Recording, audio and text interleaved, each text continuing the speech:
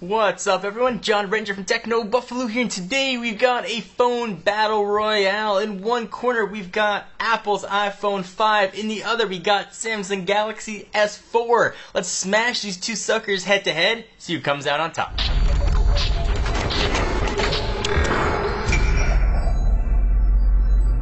Alright, so before we get into all the battles and fighting, let me give you a few disclaimers. Yes, the iPhone 5 was announced last September, which in cell phone years makes it a grandfather. But it did just come out on T-Mobile, and this decision a lot of folks are facing when they come to get a new phone. Do they want the current generation iPhone, or do they want the latest Samsung Galaxy device? So of course, once the iPhone 5S comes out, we will update this review and do a complete comparison comparing both those devices, but at least for now, this is the latest Apple handset against the latest Samsung handset. Let's go ahead and smash it. So I did my reviews. The first thing I usually talk about is reception. Both of these guys had almost identical reception, pulling in the same bars, which I know is kind of just algorithmic gibberish for what shows up on the screen. But reception was solid for both. I got solid LTE on each. And this review is done using both AT&T models, so iPhone and Galaxy S4. I'm not going to get too into the operating system stuff once we've covered that ad nauseum. I'll talk a little bit about some of the S features and some custom stuff that Apple's got with the iOS, but not much operating system things. So if you want to see specific OS stuff, go back and check the reviews for each of these phones. So whenever I do these versus videos, I try and pick the categories most important to me and the categories I think might be most important to you, but obviously there are tons of other things we could discuss, and this would be a 17-hour video. So I picked the four I thought were most important. If there were some that don't fall in that, you can sort of fill them in yourself. So the four we're going to talk about are, number one, screens. These are all touchscreen phones and you got to be able to see them. So that is line item number one. Number two, we're going to talk about camera. Both of these phones boast pretty impressive cameras. We're going to talk a bit about those suckers. Next, we're going to talk about build and the build of each and what that gives or subtracts from each phone. And then there's talk about some intangibles, because there are a lot of intangible things about each of these devices, and we are going to declare a winner. And none of that, it's a tie. The choice is up to yours. Cop-out answers. One of these phones will win. Let's start with the screen. So it's a bit of a refresher course. The iPhone 5 has a 4-inch screen with a resolution of 1136 by 640, giving it a 326 ppi. Its Samsung counterpart has a 1-inch bigger screen. If you could do math, you'll know that is a 5-inch screen with a resolution of 1920 by 1080, giving it a 441 ppi. So since Apple debuted the Retina screen, it used to be the screen to beat. When you did a comparison, you knew you were talking about screens, Apple had this one in the bag. Not so the case anymore. The screen resolution has stayed the same, and Samsung and other Android competitors had a lot of time to catch up. So being phones, you're going to use them outdoors sometimes. In my experience, the iPhone 5 was much better in direct sunlight. I should say I don't use auto brightness on my phones. I keep them both at about 80%.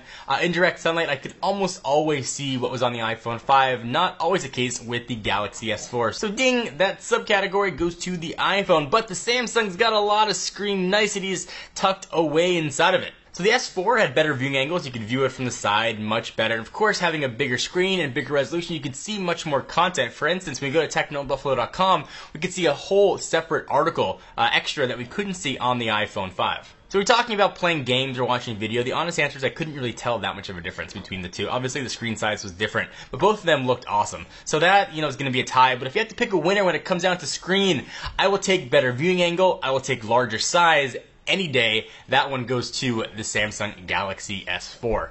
So next, let's talk some camera action. We've got a 8-megapixel shooter living here on the iPhone 5, and we've got a 13-megapixel shooter living here on the Galaxy S4. Our own Brandon Russell did a ton of camera comparisons comparing how things looked in low light, high light, or just normal freaking sunlight, comparing these two phones. They were very impressive. For me, if I was going to pick a phone that I want to just go shoot regular pictures with, I would still pick the iPhone 5, which is really a testament considering how old it is. And again, in cell phone world, September makes it a dinosaur, but the camera is really impressive. That goes to show that megapixels aren't everything. Now, having said that, the Galaxy S4 offers a ton more features in the built-in camera app. There's a huge amount of things you can do, from best face to action shots, and a lot of other cool things they packed underneath the hood here. Now, the iPhone can do a lot of those, but you gotta do separate apps, and for me, that gets a little bit on the annoying side.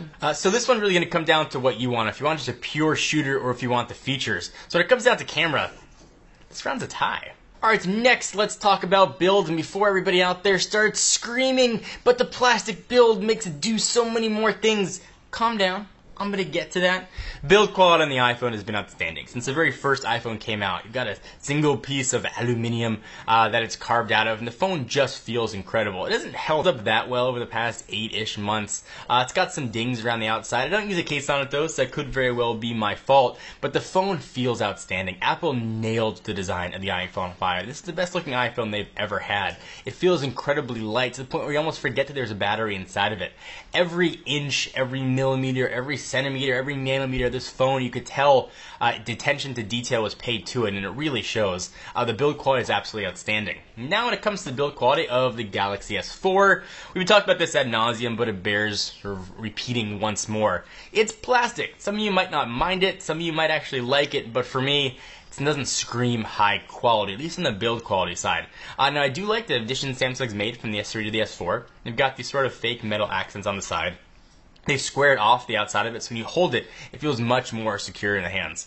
But when it comes down to build, you pick both of these phones up and you hold them in your hands. The iPhone 5 feels head and shoulders better than the Galaxy S4. So this round goes to the iPhone. Alright, so next let's talk about intangibles, because there are a lot of intangibles about both of these phones. Let's start with the Galaxy S4. It's got a lot of stuff in it that the iPhone just doesn't have. Things like NFC, things like expandable storage, things like a removable battery, if that's important to you. All the crazy S features that are packed into it. Just got a ton of awesome things that the iPhone just doesn't have. Now for me, the iPhone also has some intangible features as well. It's got the App Store, which for me is always going to be the ace up Apple sleeve. The App Store is incredible. Apps are designed just for these devices. They only have to support a few screen sizes, and the app experience, if you compare the same app on iOS and Android, almost always is a better experience on iOS. Also, Apple, of course, has the iCloud, which I know there's a lot of cloud solutions for both and cross-platforms, and some just meant for Android. But the big thing for me is the iCloud backups. The fact that I can restore a phone exactly the way it was with relative ease. I know you can do some things like that with Android. You could root, and there are different backup solutions that'll back up texts and contacts and other things. But as far as a seamless backup experience, the iPhone really has that one nailed. But when it comes down to picking a new device, tangible-wise, I'm going for NFC. I'm going for expandable storage. This round definitely goes to the Galaxy S4. So we talked about screen, we talked about cameras, we talked about build quality and some intangibles. Who is the winner of this epic phone smackdown? It is Samsung's latest, the Galaxy S4. Now, if you're deciding between these two phones and you think Apple might be the way to go, your best bet's going to be to wait. The iPhone 5S is clearly lurking just around the corner, perhaps only a few weeks away at Worldwide Developers Conference in San Francisco. But if you're new and you just want to pick up a new phone right now and you don't really care which iPhone is out, your best bet is going to be the Galaxy S4. And of course, once Apple unleashes the 5S, we'll update this video and show you what that has. We may have some new competition, but this is a decision a lot of people make when they go to a store. iPhone 5, Galaxy S4. For my money, I'd pick up the Samsung. So what do you guys think? Do you agree, disagree? I'd love to hear your thoughts. Leave your comments down below, and please give the video a thumbs up and try to keep them comments civil. Hope you enjoyed. I am John Redger from Techno in Buffalo. Check us out for the latest and greatest tech news. I will see you in the next video.